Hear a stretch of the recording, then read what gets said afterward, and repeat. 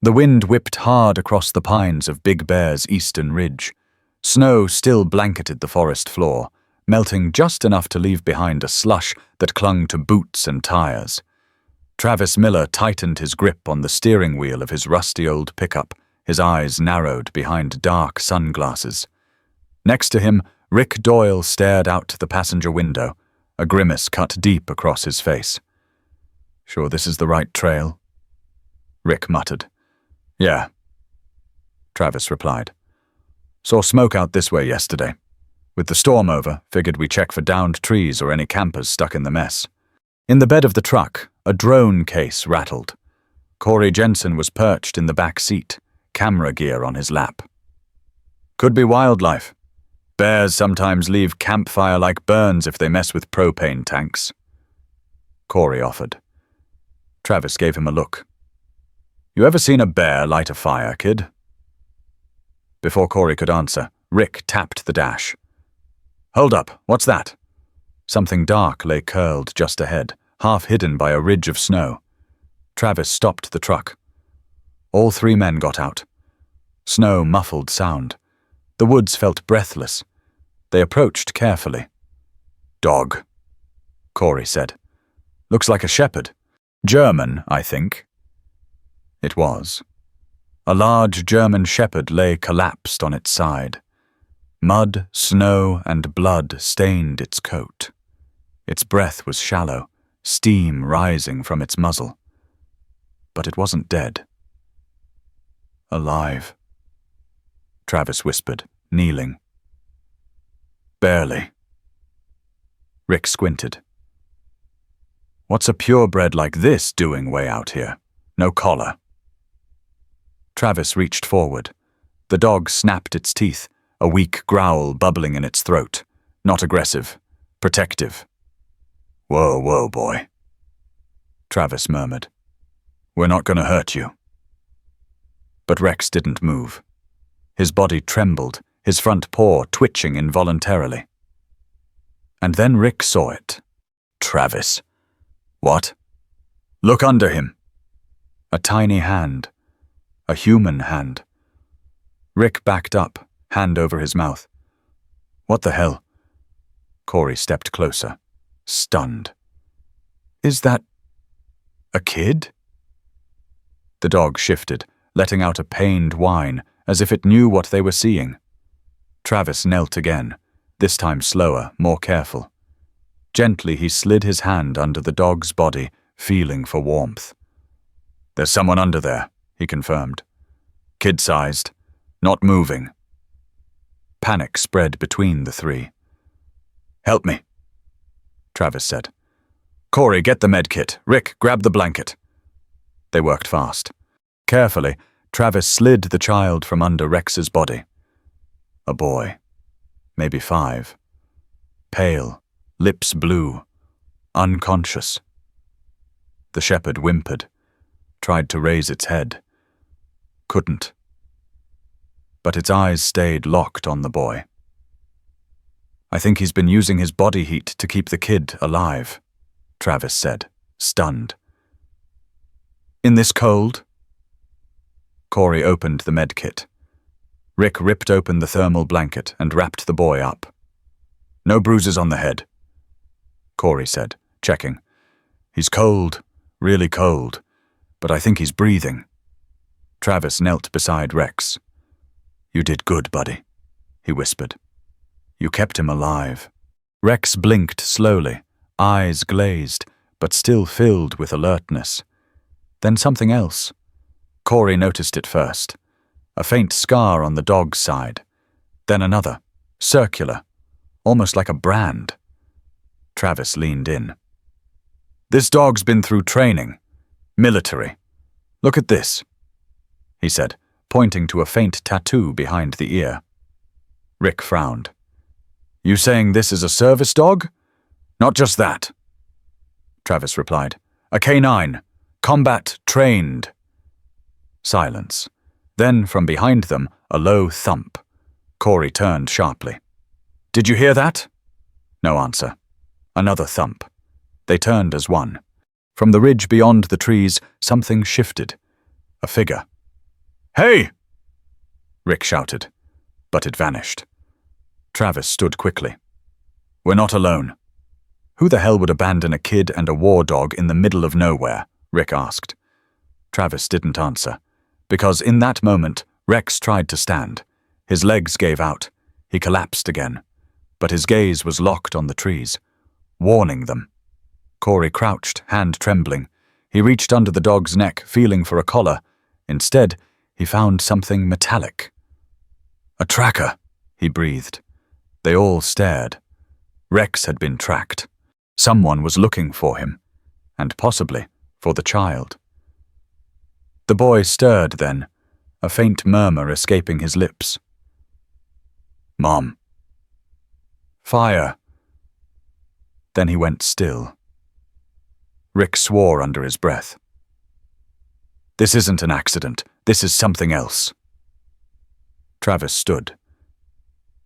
"We get them out, tonight. No questions." Rex's eyes slowly closed, as if his job was done. But the real danger was just beginning. The heater in Travis's truck blasted warm air, but it did little to calm the storm of adrenaline inside. Rick sat in the back with the boy, cradling him in the thermal blanket, murmuring to keep him awake. Corey was up front, face pale, clutching the drone case like it was a lifeline. Rex lay stretched across the seat beside Corey, weak but still watching the boy, watching everything. "He's out again," Rick called, checking the kid's pulse. "Still breathing, but his skin's like ice. Hospital's 30 minutes out," Travis said. "We'll make it in 20. Corey leaned forward. "That mark on the dog's ear, the tattoo. You really think he's military?" "I don't think," Travis said. "I know," Rick grunted. "So we've got a near-dead war dog, a half-frozen kid, and someone tracking them through the woods. Great!" Suddenly a loud pop cracked through the silence. The rear window shattered. "Get down!" Travis barked. Rick covered the boy instinctively. Corey ducked low. Glass rained onto the floor mats. Travis hit the gas, fishtailing briefly on the icy road before gripping the wheel with both hands. "Gunshot!" Corey gasped. "That was a shot!" "No way, that was a hunter," Rick growled. "They knew exactly where to hit." Rex let out a low, guttural growl, body shifting to shield the boy again despite his wounds. Travis jerked the wheel hard, taking a Forest Service road off Route 12, thick with mud and packed snow. The truck jolted violently, but the trees offered some cover. "We're not leading them to town," Travis muttered. "We've got to lay low. Figure this out." "Figure what out?" Corey snapped. "Some psycho shot at us in the woods." "Exactly," Travis said. "And that kid under Rex? He's the reason." They bounced hard over a log. Rick swore. "We need answers, fast," Rick said. Corey tapped his phone. "No bars, nothing since the ridge." "Radio's busted too," Travis said. "We need to hole up. The old ranger cabin near Fox's Hollow. It's off-grid." Rick hesitated. "You sure it's still standing?" "Guess we're about to find out." They reached the cabin 20 minutes later. It leaned slightly to one side, but the structure was intact. Travis threw open the creaky door while Rick carried the boy inside. Corey dragged in the emergency kit and spare blankets. Rex limped in last, slow but steady. The dog's ears twitched with every creak of the old wood. The cabin smelled of dust and pine. A rusted wood stove sat in the corner. "Get that fire going," Travis ordered. "We've got no time to waste." Corey worked the fire with shaking hands. Travis moved to check the boy's vitals. Still cold, still weak, but breathing steadier. "Name tag," Rick said, rifling through the boy's shirt pocket. "Found something." He held up a laminated card. Daycare ID. The name read, Evan Carter. Age 5. On the back was a phone number. Below that, a second laminated tag fell out. Travis picked it up. It was military issued. A canine handler badge. The name read, Lieutenant Olivia Carter. Rick looked up. Same last name? She's probably his mom, Travis muttered. And Rex's handler, Corey added quietly. They stared at each other. The pieces were snapping together fast, and none of them liked the picture forming. Wait, Corey whispered. Olivia Carter, isn't that the soldier who died last year in that raid overseas? Syria, I think. It was all over the news. Travis's stomach turned. That's not possible. If she's dead, why is her kid here? And Rex? Rick asked. Why wasn't he brought home? Corey looked stunned. Unless someone buried the truth. Before they could process that, Rex let out a sudden sharp bark and limped toward the door. Travis snapped to attention. He hears something. Rick grabbed the old hunting rifle off the cabin wall. Travis, movement! Corey shouted, pointing to the trees outside. 3 silhouettes, dressed in black. No flashlights, no snow gear, moving fast. Inside now! Travis hissed. He shut the lights and dropped the curtain. Rick positioned himself near the door, rifle raised. Corey slid down behind the couch, pulling the boy close.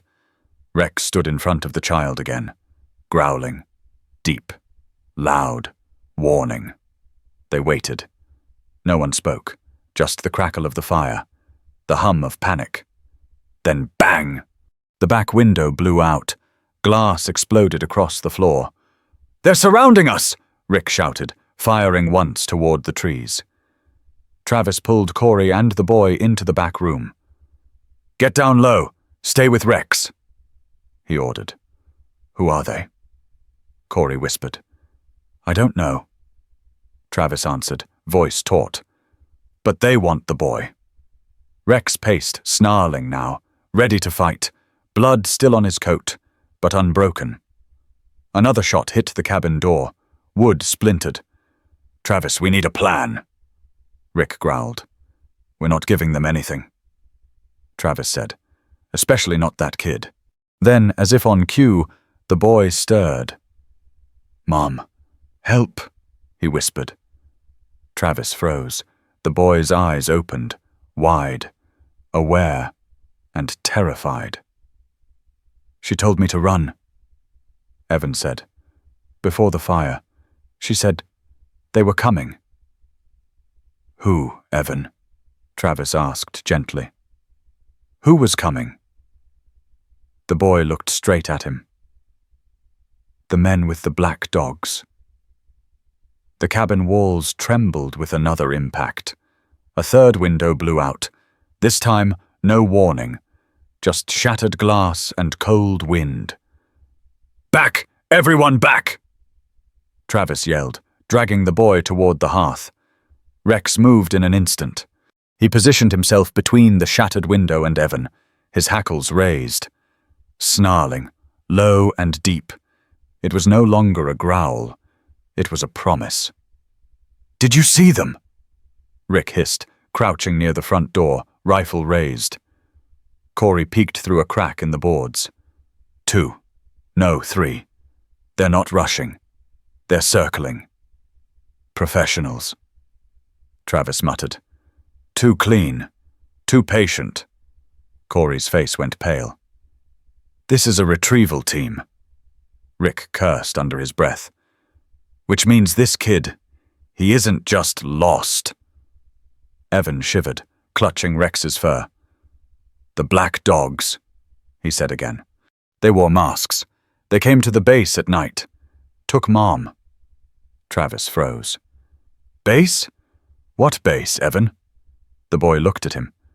The one under the mountain. In Colorado. Travis's stomach dropped. Rick and Corey exchanged stunned glances. There is no base under the mountain, Corey whispered. Yeah, Travis said. Unless it's the one we're never supposed to talk about. They all knew what Evan meant. NORAD, or what used to be NORAD. Decommissioned, classified. Some said it was shut down. Others claimed it was repurposed. Now it was starting to make awful sense. I think that's where she worked. Evan whispered. She told me to run if anything ever happened. Said Rex would find me. You knew Rex? Rick asked. Evan nodded. He lived with us, but after she left, they took him away. Corey narrowed his eyes. So how did Rex find him out there in the snow? Silence. Travis looked at Rex. Because he remembered. Another loud crash rocked the back wall. They were trying to breach. Smoke grenades, Rick called, pointing to the small plumes beginning to seep under the door. They're flushing us out. Move! Back room! Travis ordered. Corey grabbed Evan. Rex followed tight against them. Rick covered their retreat, firing a shot toward the door. They reached the back of the cabin, a storage space barely 10 feet wide. There's no exit, Corey said. There is now, Travis muttered. He drove his shoulder into the wooden wall, once, twice until the dry, rotted boards gave way. Snow burst in. An emergency exit, barely big enough to crawl through. You go first, Travis said to Corey, helping push Evan through the gap. Rex followed, nudging the boy forward, staying low, almost invisible against the snow. Rick crawled through next. Travis was last. The woods beyond were thick, the snow deeper here. No time for tracks, just escape. Corey whispered, We're sitting ducks out here. No, Travis said. Not yet. I've got an idea. They moved fast through the tree line, sticking to shadows. Behind them, voices yelled. Flashlights swept the trees. One man shouted in a foreign accent. Travis's face tightened. Not US forces. You sure? Corey asked. Positive. That dialect. Eastern Bloc. Mercs. Rick offered. Worse, Travis replied. Ghost ops. The kind nobody claims. Suddenly Rex froze. His body stiffened. Nose lifted to the wind. A moment later, he sprinted off trail. Rex, Evan called. Let him go, Travis said quickly. He's onto something. They followed. The trail led them to an old drainage tunnel steel grate, twisted off years ago. Rex waited at the entrance, tail flicking, urging. Underground, Travis said. Back into a trap? Rick asked. No, Corey said, realizing. Out of sight. Cold. No heat signature. We vanish. They ducked into the tunnel, the darkness swallowing them. Evan clung to Rex's collar as they crawled deeper. When they reached a dry chamber where the pipe split into two forks, Travis called a halt. This'll work, he said. We hold here. Rick checked ammo. 2 rounds left, that's it. Corey looked at the boy. We need answers, now. Travis turned to Evan. Why were they after your mom? Evan hesitated. She found something. What kind of something? Travis asked gently. Files. On a hard drive. She said they were hurting dogs, changing them. She said they weren't just training them, they were experimenting. Rick's mouth dropped. What kind of experiments? Evan looked up. On their brains, he said. To make them forget. To turn them into weapons. Rex's ears flicked back. A soft whimper escaped him. That's why she ran, Evan added. She stole the drive. She hid it. Told me to run. Corey blinked. You think she gave it to Rex? The realization hit all at once. That's why they want him, Travis whispered. Not just to silence a witness, he's carrying it. Rick crouched next to Rex. Where, boy? Where is it? Evan reached under Rex's collar. His fingers found a small bump stitched into the fabric. Corey grabbed his flashlight, peeled back the collar seam. There, sewn into the lining, was a micro drive. Travis took it carefully. If this has what I think it has... Suddenly Rex snapped his head up. Another growl. Another warning. They've tracked us again, Rick said. Then we end this now, Travis replied. We're not running anymore. Corey's voice trembled. Then what do we do? Travis looked at Rex. At Evan. At the small drive that could blow open a conspiracy. We fight, Travis said. We protect the kid. We protect the dog. And we make damn sure the world finds out the truth. The tunnel shook with a muffled thud. Dust dropped from the ceiling. They're sealing exits, Travis muttered. Corey leaned against the damp wall, breathing hard. How the hell are they tracking us in here? Rick held up a finger. Not us. He turned to Rex, eyes narrowing. Travis caught on. Thermal implants? No. They'd have burned out in the cold. Maybe auditory? Corey offered. Or chemical tags? No, Travis said. Not unless... He stepped closer to Rex and crouched. You're chipped, aren't you? He whispered. Rex's ears twitched. Rick knelt too. We need to find it, now. Evan was already there, running his hands along Rex's shoulders, then neck. He found it, just behind the right ear, a tiny raised bump under the skin. Hold him, Travis said. But he didn't need to. Rex didn't move, not even a flinch. Using a multi-tool, Travis made a shallow incision. Blood welled slightly. Evan winced. Rex stayed stone still. There, Travis said, holding up the chip. Get rid of it. Corey snatched it and slammed it onto the tunnel floor, grinding it under his boot. The second it cracked, Rex let out a long exhale, almost like relief. That buys us time, Rick said, but not much. Then we use it wisely, Travis said. He pulled out the microdrive. We need to get this to someone who can make noise. Like who? Corey asked. Travis thought. I know someone. Emily. She's ex-NSA, runs a secure leak platform. If she believes it, she'll publish it. Where is she? Upstate New York. Rick blinked. That's over 1,000 miles. Then we better move fast. Suddenly a voice boomed through the tunnel. You're surrounded. It echoed, distorted, amplified through speakers. Return the asset. Lay down your weapons. You have 60 seconds. Rick spun, eyes wide. They're using tunnel comms. They tapped in. Evan backed toward Rex. They mean him. Travis stood, jaw clenched. We're not giving them Rex. Or the boy. Rick added. Then we fight our way out? Corey asked. No, Travis said. We create a diversion. He pulled out a flare. They want Rex? Fine. Let's give them a Rex. He looked at the dog. Hope you're feeling clever. 10 minutes later, smoke billowed from a side shaft. Footsteps closed in. 4 men in black tactical gear moved cautiously, weapons raised. They spotted a shape ahead. A boy. And the dog. Lying motionless. Move in, one ordered. They advanced. The boy's face came into view. Unmoving. Eyes open. One mercenary crouched. Touched the body.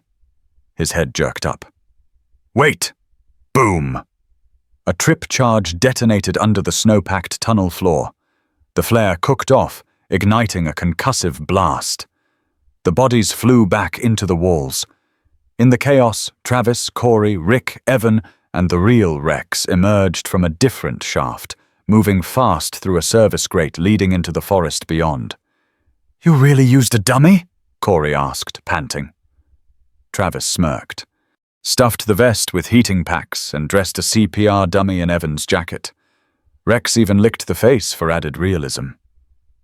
Brutal, Rick said. Effective. They didn't stop moving. For hours they crossed frozen terrain, staying low, doubling back, setting false tracks. By nightfall, they reached a highway. Travis flagged down an old RV. The driver was a woman in her 60s, thick glasses and a shotgun on the seat next to her. "Need a ride?" she asked. "We'll pay," Travis said. "Don't care about that. Just don't bleed on the seats." They piled in. Rex leapt up beside Evan, tongue out, tail flicking. For the first time since the cabin, the boy smiled. The RV rolled south, tires humming over asphalt. Later, as the others dozed, Travis sat in the back, plugging the drive into his laptop. He held his breath as the screen came to life. Files. Dozens. Labeled with strings of code. He clicked one. A video opened. A surgical table. A restrained German shepherd. Electrodes along its spine. A voice narrating.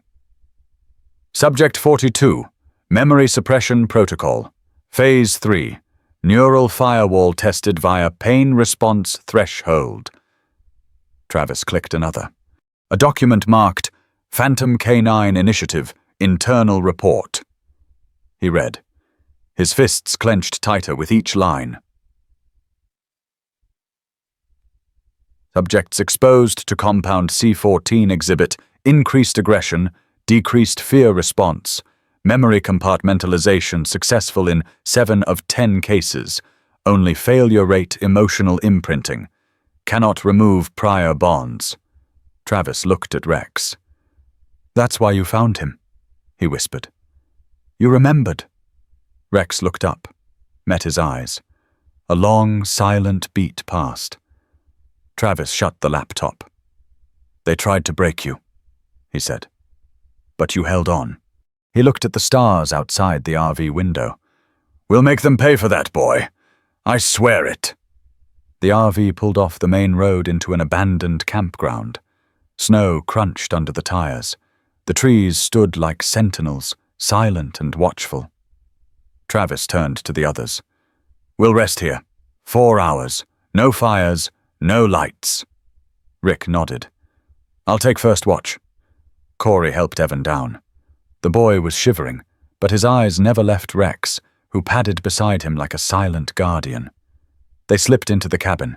The heat from the RV's vents was faint, but better than the cold outside. Travis laid out the files again. "These documents confirm what I suspected," he said, tapping one labeled C14 Trials Behavioral Failures. They weren't just training military dogs, they were erasing their memories, reprogramming them. Rick looked up. "Then Rex was one of their prototypes. He escaped before they could finish the job. And the boy? Collateral. Wrong place. Wrong time. Or maybe they were using him to break Rex." Corey cursed under his breath. "Jesus." A bark outside. Short, sharp, urgent. Everyone froze. Rick reached for his pistol. Travis held up a hand. "Wait." A second bark. Then silence. Travis eased the door open. Rex stood outside, tail rigid, ears forward. Snow clung to his fur. "What is it, boy?" Travis whispered. Rex growled, low, controlled, then bolted. "Rex!" Evan shouted and ran after him. Corey lunged, grabbing the kid's jacket just in time.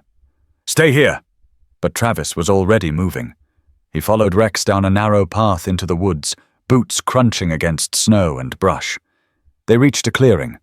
Rex stopped, his eyes locked on something in the snow. Travis stepped closer. A man. Frozen. Face half covered by snow. He wore a tactical uniform, civilian patches stripped off, blood soaked his midsection. Travis crouched. "Alive?" The man's eyes fluttered open. "They're coming. Too late. Who sent you?" Travis asked. "Didn't sign up for this," the man rasped. His hand trembled. He pointed toward a small pouch on his vest. Travis opened it. A flash drive, marked with a single word, "Recall." The man coughed. Blood flecked his lips. "Tell Emily. We tried. They buried it all. Phase 4 isn't training. It's breeding." Travis grabbed his shoulders. What do you mean, breeding? But the man's eyes were already glassed over. He was gone. Behind Travis, Rex let out a low growl. A second figure appeared at the tree line. Woman. Civilian coat. But her stance was all wrong. Travis reached for his sidearm. Don't, she said calmly. I'm not here to hurt you. She stepped into the clearing, hands raised. My name is Dr. Eliza Monroe. I used to work on the Phantom K9 initiative. I know what they did to Rex, and I know what's coming. Travis didn't lower his weapon. Why are you here? Because I created the recall command, she said quietly. And now they're activating it. Travis blinked. What command? Every prototype had a kill switch embedded in their neural mapping. A sequence, spoken. Played on a frequency only they can hear. It resets their behavior, turns them violent, feral, irreversible. And you're saying they're going to trigger it? Not going to. Already did. Travis looked at Rex. Still calm, watching the woman. So why hasn't it worked on him? Monroe took a breath. Because of the boy. What? Rex bonded. Deeply. Unprogrammed emotion creates interference. It's the only thing that's ever stopped it. Travis shook his head. You're saying Evan is the only thing keeping him from turning into a weapon? Yes. A branch cracked behind them. Monroe spun. They're here! Travis grabbed the flash drive and bolted. Rex sprinted beside him. Gunfire burst through the trees. He hit the ground, rolled behind a log. Rex lunged into the fray, tackling one of the figures in black. His jaws clamped down on the attacker's forearm. A scream followed. Travis fired back. 2 shots. Center mass. Another figure dropped. Behind them, Monroe pulled a pistol and fired over their heads. She covered them as they scrambled toward the RV. Rick threw the door open as they reached it. Go! Go! They piled in. Corey stomped the gas. The RV tore down the snowy path. Rex jumped in last, blood on his muzzle, eyes burning. Evan reached for him. Rex leaned into the boy's touch, calmed instantly. Travis looked back at Monroe, panting, bruised. You want to help? He asked. She nodded. I know where Phase 4 is being housed. Travis gritted his teeth. Then we finish this. The safe house was buried in a pine-covered ridge just outside Flagstaff, a forgotten ranger station converted into a comms bunker during the Cold War. Now it served as temporary shelter. Travis swept the room with his rifle before motioning them inside. Clear. Lock it down. Corey started barricading the doors. Rick double-checked the windows. Evan huddled in a corner, arms around Rex's neck. Is this place secure? Monroe asked. As much as anything can be right now, Travis said. You said you know where Phase 4 is. Start talking. Monroe set her laptop on a metal desk, pulled up a satellite map. They moved it after the last leak. It's under an old logistics company. Technically shut down, north of Albuquerque. It's a front. Security? Rick asked. High. Armed guards, heat sensors, surveillance drones on rotation. Travis leaned in. Any weak points? A supply tunnel. It connects to a maintenance road here. She pointed to a red line. Not monitored. Leads straight to the underground lab. Rick nodded slowly. Get in. Get the evidence. Shut it down. Travis looked at Monroe. What's inside? She hesitated. Prototypes. Genetically modified canines. Some with spliced DNA from other breeds. They're testing aggression, memory erasure, loyalty suppression. Corey stared. That's not training. That's Frankenstein. Monroe didn't argue. Rex was the only one who broke the programming.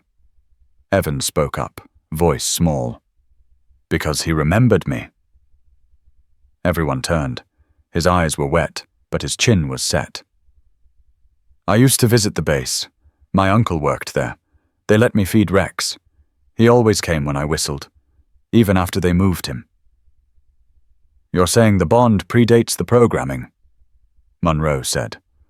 Yeah, Evan whispered. They couldn't delete it. Rick looked at Travis. We've got a shot, but we need to move tonight. Suddenly the wall behind them vibrated. Then again. A sharp, unnatural hum filled the air. Travis bolted to the door, opened it. A drone hovered 10 feet above. Matte, black. No lights. Get down! He shouted. The drone launched a small canister. It hit the roof and exploded in a flash of light and high-pitched frequency. Everyone hit the floor. Rex yelped, thrashed, then went rigid. Evan screamed. Travis rolled over. Rex was convulsing. Eyes wide, froth at the corners of his mouth. They triggered it, Monroe yelled. The recall signal. Travis grabbed the laptop. Cut it. I can't. It's remote. They're broadcasting. Rex snarled now. Low. Deep. His eyes locked on Evan, but something was wrong. Cold. Blank. Evan backed away. Rex, buddy? Rex growled louder, then lunged. Travis tackled him mid-air. The two rolled across the floor. Rex snapped at him, teeth inches from his face. Rick yelled. Monroe grabbed a syringe from her bag. Travis, hold him! Travis gritted his teeth, muscles straining. Hurry! Monroe jabbed the needle into Rex's neck.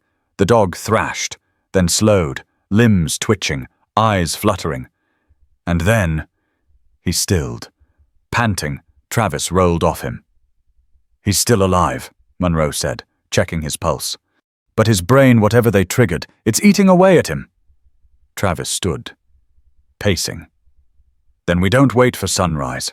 We go now. Corey looked at him. You sure? Travis met his gaze. We don't stop this. Rex dies. And a lot more follow. Rick loaded his sidearm. Then let's make noise. By nightfall, they reached the tunnel entrance Monroe had marked, hidden behind a drainage grate. Travis lifted it. The cold air from below rushed out, stale and metallic. Once we're in, he said, we don't stop. Everyone nodded. They descended. The tunnel was narrow, dark, lined with rusted pipes. Water dripped from above. Their boots echoed in rhythm. Halfway in, Rex stirred on Travis's back. He was strapped into a modified carrier, still sedated. Is he waking? Monroe asked. Not fully, Travis whispered. But he knows we're close. Ahead, light. The tunnel opened into a service corridor. Clean, white-tiled, unused. They slipped out, silent as shadows. Then voices. Travis held up a fist. They ducked behind a stack of crates. 2 guards passed. One muttered into a radio. Moving subject 12 to isolation. Still resisting trigger. They're calling it a deviation. Monroe's face went pale. Subject 12, she whispered. That's not Rex. That's another. A dog? She nodded. But female. They used Rex's DNA to breed her. Evan blinked. Rex has a daughter? Monroe looked at him. Technically, yes. Genetically engineered, but still. They moved. Down the hallway. Into the labs. One room was filled with cages. Silent. Inside each German shepherd's, all different, but all with the same hollow stare. Travis turned to Monroe. Can you shut it all down from here? She nodded, stepping to a terminal. Then alarms, red lights, motion sensors activated. We're out of time, Travis growled. Rex stirred again. Then snapped his head up. Evan ran to him. Rex, look at me. The dog's breathing was ragged. Remember the doc? The old tennis ball? Rex blinked. Evan grabbed his muzzle gently. You're my dog. You're not theirs. Rex's eyes shifted, and then softened. He licked Evan's hand. Monroe gasped. He fought through it. Rick kicked open a side door. We need an exit. But a roar filled the corridor. Not machines, not alarms. A different sound. Heavy, primal. And then they saw it. At the far end, behind reinforced glass. Subject 12. Twice Rex's SARS. Eyes glowing, jaws slick with foam. And the door between them, opening. Travis pulled Evan behind him. Looks like this place doesn't want to go down without a fight. Subject 12 stepped into the corridor, claws clicking against the floor, muscles rippling under a coat of dark brindle. Her eyes locked onto Rex. Rex growled low, stepping in front of Evan. No, Monroe breathed. That thing's not a dog. That's a weapon. The team backed away. The hallway gave them no cover. She's targeting Rex, Travis said. She sees him as competition. Subject 12 bared her teeth. A guttural, bone-deep snarl. Suddenly she charged. Travis tackled Evan out of the way. Rex launched himself forward, intercepting her mid-air. The two collided with a sound like cracking bone. Go! Travis shouted. Find the server room! Shut it all down! Rick dragged Monroe by the arm. Move! Rex and Subject 12 tore into each other, teeth flashing, fur flying, the air filled with violent snarls. But Subject 12 was stronger, faster. She slammed Rex into a wall. He yelped, but lunged back, teeth clamping onto her neck. Evan screamed, trying to run to him. Travis grabbed him. He's buying us time. Don't waste it. Down the corridor. Sharp turns. Emergency lights flashing. They burst into a lab. Monroe dove to a computer. It's here. I found it. This is where they control the neural net. She plugged in her drive, fingers flying across the keyboard. Rick covered the door. Travis knelt beside Evan. You okay? Evan didn't answer. His eyes were locked on the security feed. Rex and Subject 12 still locked in brutal combat. He's gonna die, Evan said flatly. She'll kill him. No, Travis said. He's smarter than her. On screen, Rex rolled under a set of cabinets, ducking a killing blow. Subject 12's jaws snapped shut inches from his tail. Monroe cursed. They encrypted the core commands. I need more time. Buy it, Rick said. Suddenly, the hallway outside erupted in gunfire. Travis peeked out. 2 guards, black uniforms, military gear. How'd they find us? He growled. Evan jumped up. The tracker. They still have the tracker in Subject 12. They knew she'd follow Rex. Travis fired a burst. 1 guard dropped. The other ducked behind a cart. Rick flanked left. I'll deal with him. Monroe cursed again. They're purging the files. Everything. We'll lose it all. No, Travis said. Dump it. Get what you can. Then crash their system. Monroe hesitated. Do it. She hit a final key. Done. A loud hum echoed. Lights flickered. Then the entire lab powered down. Back on the feed, Subject 12 froze. She turned in place. Confused. Monroe whispered, I broke her neural link. Rex saw the opening. He charged, head-butted her into a stack of metal trays. The crash echoed. Subject 12 tried to rise. Rex pounced, locked his jaws on her throat. 1 violent shake. Silence. Evan collapsed to his knees. He did it. Travis pulled him up. We're not done. Let's find Rex and get out. They raced through the dark hallways, flashlights flicking back and forth. They found Rex near the lab entrance, limping, covered in blood, 1 ear torn, but standing. Evan dropped beside him. Hey, you're okay now, You did it! You saved us! Rex licked his face. Slow and deliberate. Rick scanned the hallway. We need to move. The backup teams won't be far. Monroe nodded. There's an emergency exit 2 levels down. Leads to the scrublands. They moved quickly. Rex stayed close to Evan, head low, tail stiff. At the stairwell, gunfire erupted again. Travis shoved them forward. Go! He and Rick returned fire, took out another guard. Smoke filled the stairwell as Monroe kicked open the last door. Cold desert air rushed in. They spilled into the night. Stars overhead. No lights for miles. The team ran until their lungs burned. Finally, Monroe called it. Here. This ridge. We can call the extract. They collapsed behind a boulder, breathing hard. Evan wrapped his arms around Rex's neck. You were supposed to be a weapon, he whispered. But you're my hero. Rex rested his head on Evan's chest. Travis looked at Monroe. That everything? She held up the drive. Everything we need to shut them down. Rick checked his rifle. So what's next? Travis looked down at Rex, then at the boy. We finish what they started. Not with control, not with force, but with loyalty. Behind them, smoke rose from the facility.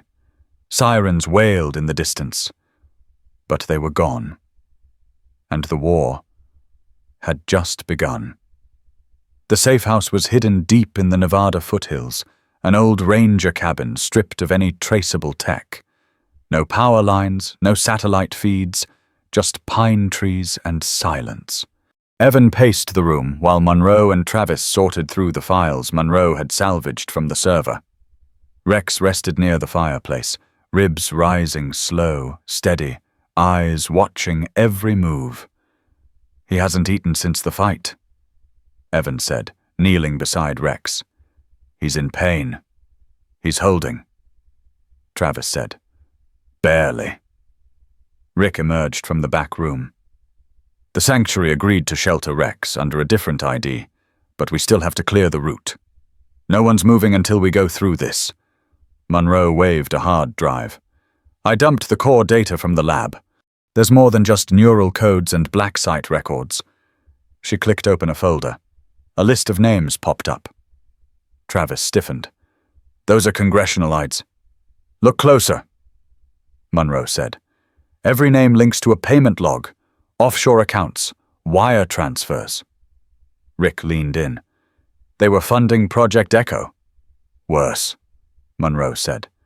They greenlit it. Authorized experiments. On dogs. On soldiers. On civilians. Evan's stomach turned. They knew? People died because of them. And they're still covering it up, Monroe said. Look at this one. She clicked again.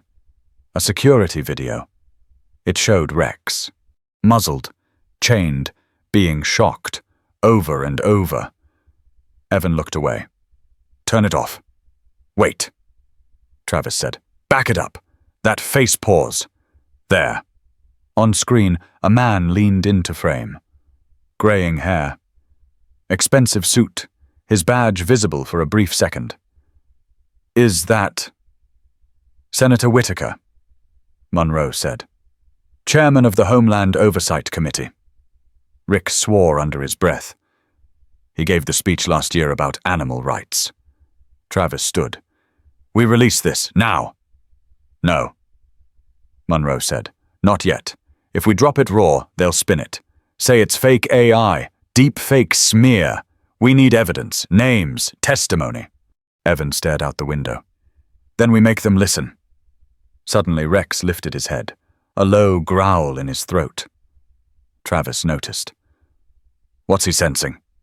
Monroe stepped to the window. Her eyes widened. Black SUVs. 3. Coming fast. Back door. Travis ordered. Go. Now.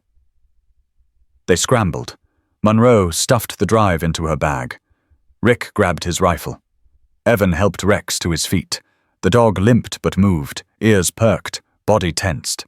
They burst out the rear exit into the woods. Behind them, SUVs screeched to a stop. Men poured out. Tactical gear, no insignias. Rick held back, covering them. "I'll buy you a few minutes." "No way." Travis barked. "We stick together." Bullets ripped through the trees.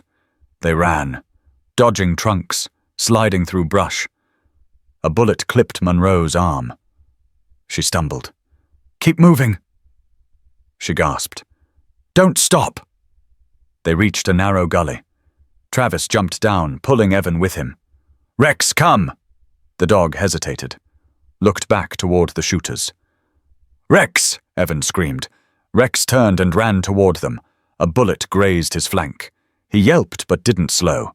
They huddled behind a boulder. Rick checked his clip. 2 rounds left. Monroe clutched her bleeding arm. "They're not just trying to kill us. They want the drive. Then we make sure they don't get it." Travis took the bag from Monroe. "Split up. Me and Rex will lead them away." "No," Evan said. "Rex won't leave me." But Rex had already moved. He nudged Evan's chest once, then looked up at Travis. "He's volunteering," Travis said. Evan grabbed Rex's face, held it in both hands. "You come back to me. You hear me?" Rex licked his cheek. Travis and Rex bolted right, crashing through underbrush, drawing fire. Rick pulled Monroe and Evan in the opposite direction. Over comms, Travis shouted, "We'll meet at the wind farm. 10 miles south. Go!" Hours passed. Evan's legs ached. His throat burned. They reached the wind turbines by dusk. Empty land, broken fences, the blades slicing silently in the wind. No sign of Travis, no sign of Rex. Then Evan heard it. A bark. Weak, but alive. Rex limped into view, blood on his coat, muzzle bruised but standing. Behind him, Travis stumbled forward, face cut, one eye nearly swollen shut. "They're gone," he said. "We lost them 2 ridges back." Evan dropped to his knees and hugged Rex hard. "You came back. You kept your promise." Rex just leaned into him, exhausted.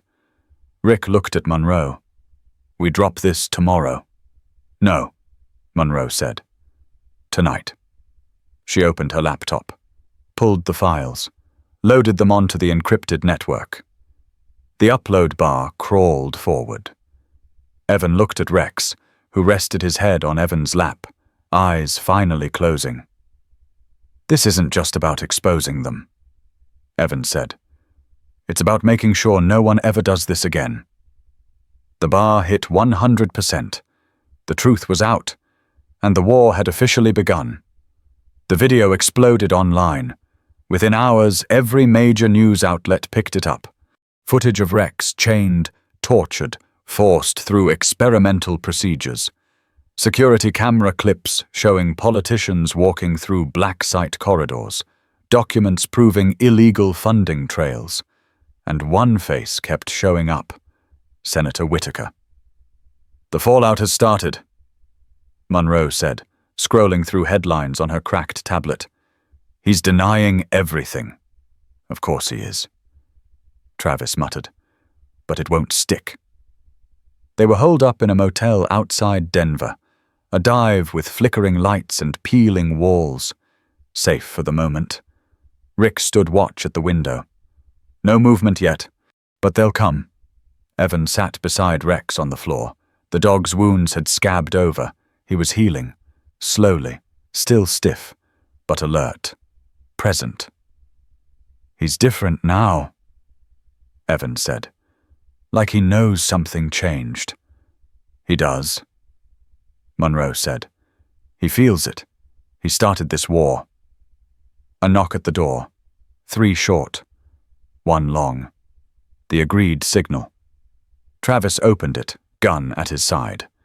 Dr. Lena Vaughn stepped in. Former Army vet, now part of a whistleblower protection group. She didn't speak, just dropped a flash drive on the bed. "What's that?" Rick asked. "Insurance," Lena said. "Straight from Whitaker's personal files. Emails, Voicemails, notes. He ordered the cover-up. Monroe snatched the drive, plugged it in. Her eyes widened. This is... We can bring him down, Lena said. For good. Evan leaned forward. What about the others? The ones still running black sites? They're scattering, Lena said. Some went dark, but there's one location still active, just outside Kansas City. Rick stepped in. You thinking what I'm thinking? Travis nodded. We end it. Tonight. Lena opened her duffel. I brought gear, vests, comms, tacticals. You'll need it. No sedatives? Monroe asked. No knockout plan? This isn't infiltration, Lena said. It's extraction. We get the remaining dogs out, then burn the place. Evan looked down at Rex. Are you up for this? He whispered. Rex met his eyes. And stood. That was enough. The convoy rolled in silence. 3 cars. No lights. GPS off. They reached the facility just before dawn, a former meat processing plant. Cold. Abandoned looking. But Monroe's drone footage showed guards. Motion sensors. Infrared beams. They split into 2 teams. Monroe and Lena would disable the security systems. Travis, Rick, and Evan would breach the side entrance. Rex moved with them, every muscle taut, every breath controlled. Monroe's voice came over the comms. You're clear. Cameras down. Doors unlocked. Move, Travis said. They entered a narrow hall. Sterile. Bright. The smell of antiseptic masked something fouler underneath. They passed rooms. Empty cages. Broken restraints. Then a scream. Human. Male. From deeper inside. Hold, Rick said. But Rex surged forward, growling. They had no choice but to follow. Down the corridor they burst into a lab. 2 techs huddled in the corner. A third lay unconscious on the floor, and in the center, a massive containment unit. Steel doors pried open from the inside. Empty. What the hell was in there? Evan asked. Monroe's voice crackled. Something's wrong. System's rebooting on its own. I've lost access. A sudden slam from upstairs. Footsteps. Dozens. Hostiles inbound! Lena barked over the comm. They knew we were coming. It's a trap! Travis hissed. Fall back! But it was too late. Gas hissed through the vents. Rick fired at the ceiling. Masks! They pulled emergency masks from their packs. Rex snarled, backing into Evan's leg. Then the lights cut. Total darkness. Gunfire erupted down the hall. Travis hit the ground, dragging Evan with him. Stay low! Flashlights flickered on. Shadows danced. Shapes moved toward them. Rex lunged. Took one down. Evan raised his pistol. Fired. Another man dropped. Then a voice echoed through the loudspeaker. Thank you for bringing him home. The voice was smooth. Cold. Rex was always meant to return. Evan froze. Who is that? Name's Harrow, Monroe said. He's the lead scientist, Project Echo's architect. Where is he? Travis shouted. Top level, control room, but he's sealed in. Evan clenched his fists. Then we unseal it. They fought their way up the stairwell. Rex led, teeth bared. Doors blew open from timed charges. At the top, a final hallway. At the end, thick bulletproof glass. Behind it, Harrow. White lab coat. Slick hair. Smiling. I admire your persistence, he said through the intercom. Evan stepped forward. You tortured him. You ruined lives. I advanced science, Harrow said. Rex is proof of what's possible. You made him a weapon. Travis said. No, Harrow said. He was born to be one. Evan raised his gun, but Harrow pulled a switch. A new door opened, and from it another dog emerged. Not Rex. bigger, heavily scarred, eyes empty. A prototype. You left him behind, Harrow said. But we didn't. The dog growled, low, mechanical. Rex, Evan whispered. Don't engage. But Rex stepped forward.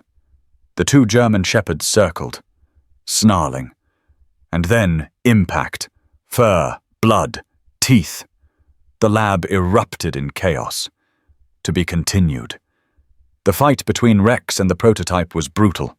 Teeth clashed. Blood hit the floor. The lab echoed with snarls and growls. The prototype was faster, larger, trained without mercy. But Rex had heart. He moved with instinct, not programming. With purpose, not command. Evan shouted over the chaos. Rex, fall back! Rex ignored him. The prototype lunged. Rex dodged, slammed his shoulder into the other dog's ribs. They crashed into a table, sending metal tools flying. Glass! Monroe yelled. Shoot the damn window! Travis and Rick opened fire on the bulletproof glass that shielded Harrow. Cracks spread like spider webs. Inside, Harrow backed away. Pale now. Sweating. No, he muttered. They're mine. I made them. The prototype pinned Rex against the floor, jaws snapping for his throat. Evan didn't think. He charged, tackled the prototype off Rex, slamming it into the wall. It turned on him, growling, but Rex launched back in, biting deep into its leg. A flash. A howl. The prototype collapsed, twitching. Still breathing, but broken. Rex stood, chest heaving, blood trickling from his ear. He limped to Evan's side. Evan knelt. You okay, buddy? Rex touched his nose to Evan's hand. Then, crack! The glass shattered. Travis's final shot had pierced the center. The team rushed in. Harrow was gone. The back door swung open. Monroe spotted him sprinting toward a stairwell. He's running! Rick gave chase. Evan and Rex followed. They caught up in the lower corridor, near the underground garage. Harrow fumbled with a keycard. Too slow. Rex tackled him first. The man hit the concrete, hard. Evan stood over him. You're not getting away. Harrow coughed, eyes wild. He's not just a dog. He's the future. No, Evan said. He's what happens when we forget what loyalty means. Police sirens wailed in the distance. Backup.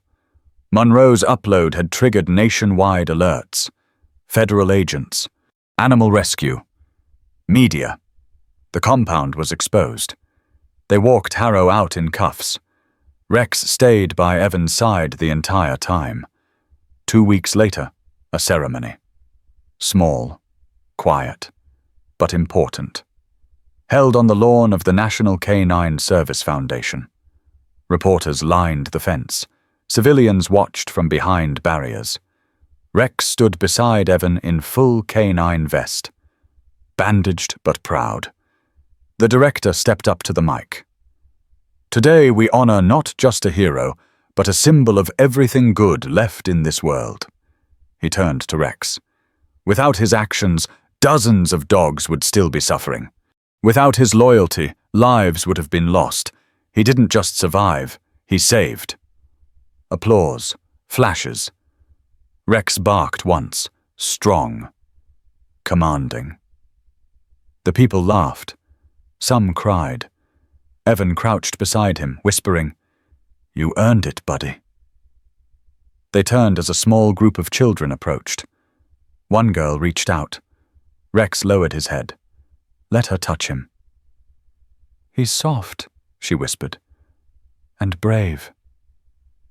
Evan nodded. The bravest I've ever known. Later they stood beneath the memorial wall, names of fallen canines etched into steel. Evan read a plaque aloud. To those who served without question, protected without hesitation, and loved without condition. Monroe walked up behind him. New initiatives launching, she said. Nationwide funding for retired service dogs, sanctuaries, Training oversight, transparency. Because of him, Evan said. She smiled. Because of all of you. Rex looked up at them both, then out over the field. Free now, finally. As the sun set, the camera lingered on Rex. One ear still cocked, one scar just beneath his eye. A warrior, a guardian, a legend. And as the screen began to fade to black, the narrator spoke. In a world that often forgets what loyalty looks like, Rex reminded us that real heroes don't wear capes. Sometimes they wear fur. If this story moved you, share it. Leave your story of loyalty in the comments. And don't forget, subscribe for more true tales of courage from the world of German Shepherds. Join the community. Honor the brave. Support the Rex Initiative.